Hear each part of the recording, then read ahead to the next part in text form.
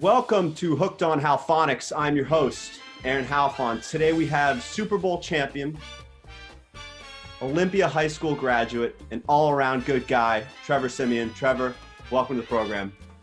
Yep. Thanks for having me, Aaron. Appreciate the intro. No problem, buddy. So we're going to start young. We're going to start with, what was your first sport you grew up playing as a kid? Basketball, I would say. I think I remember playing basketball at a really young age. I got an older brother who's 5 years older than me. So it was always kind of whatever I thought he was doing was cool and I wanted to pick it up. So I think basketball was the first sport or ball I picked up. What was your fondest memory kind of playing basketball as a kid? In our driveway, we had one of those old kind of crappy, I think we had a steel chain net that we substituted. We thought we were pretty cool. But yeah, probably had the same hoop for 15 years as most kids did. And logged a lot of hours playing basketball from the age of 5 to 15 or through high school. So. What was your game like? Were you an inside player or an outside guy? I was physical. So I mean that was the name of the game for me. It's I don't care if I was guarding you at the top of the key or down, by the rim. I was gonna foul you, and I was gonna force you to call fouls. That was my game. And you kind of figure out who you're playing pretty quickly, right? When you're playing that way, you're is this guy gonna are we going to play, or is this guy going to be no, foul, I'm taking it up, so that was my game. Not very talented, but I was physical.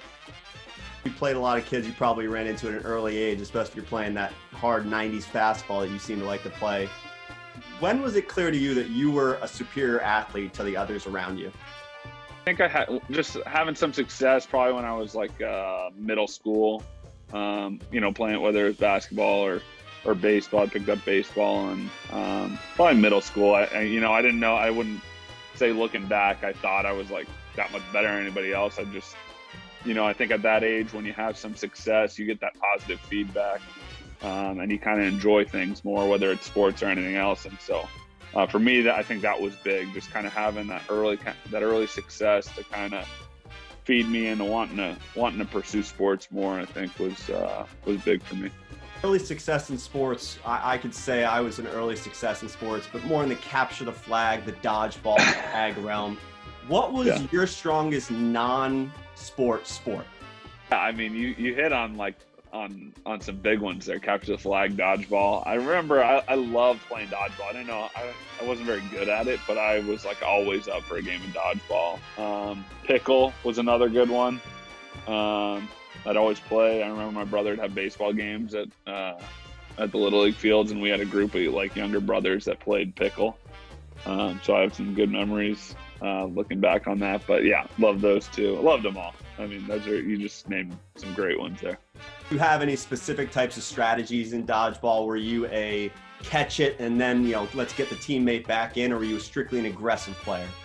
Yeah, I was. I probably caught it more. I always took a lot of pride in catching, the ball from the other team. So I wanted to be, in it towards the end. I didn't want to have my teammates bail me out too much. But in my research, I saw you did play a lot of baseball, and you were really, really a great baseball player in high school. Why did you choose football over baseball?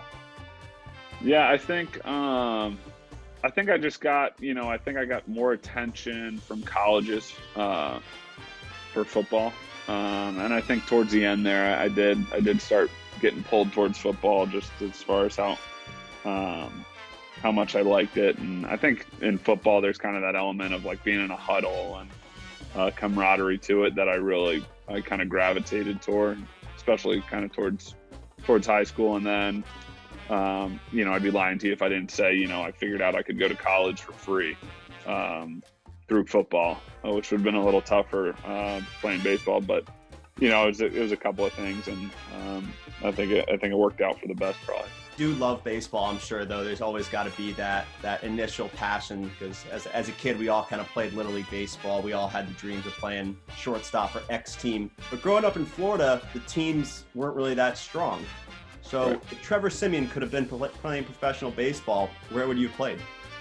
Yeah, I think, I grew up going to some spring training games at Disney Wide World of Sports, and we'd always see the Braves play. So, I'm not, by no means am I a huge Braves fan today, but I think that was just the team I saw them. I remember like seeing Chipper Jones, Andrew Jones, Tom Glavine back in the day. That was pretty fun. I remember growing up. Talking to a diehard Yankees fan, so mentioning the 90s Braves to me is just fond memories of 96 winning a title and 99 winning a title. So you're almost helping me in this, making me feel as comfortable as I possibly can talking to a guy who won 2 rings off of. A bunch of time at home this summer, and I'm sure it was probably one of the longest durations of time you've been able to be at home, which is kind of cool.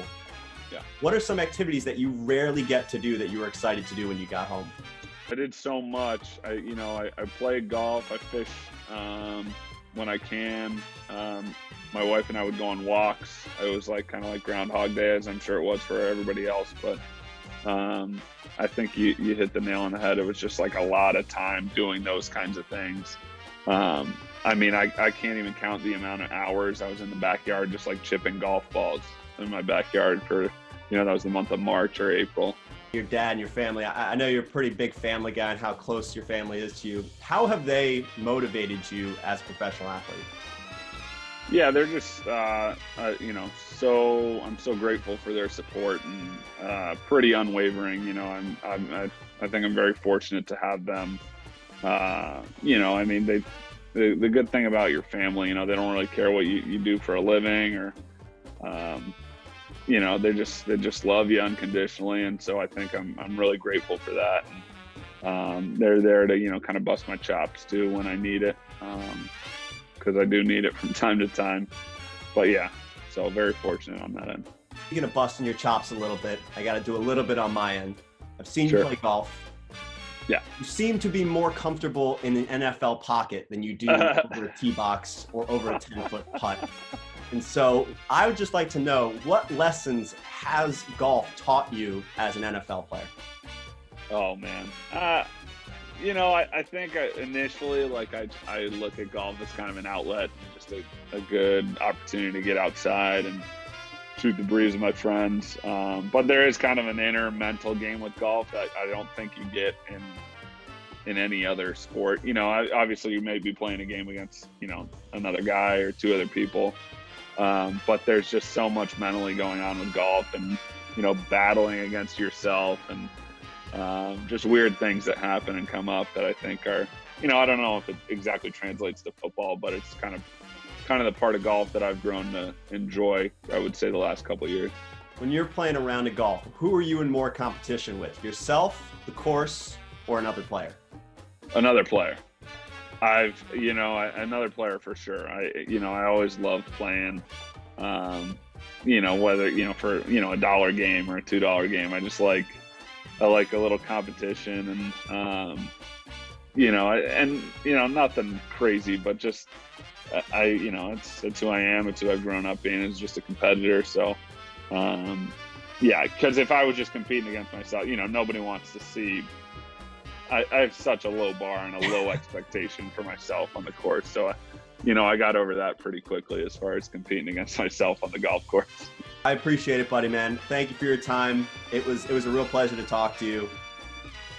That was Checking In with Hooked on Halphonics. Trevor Siemian, NFL quarterback, NFL champion quarterback, but most importantly, again, just an overall good guy. Thanks, Trevor. Thanks, Aaron. Appreciate it, dude. No problem.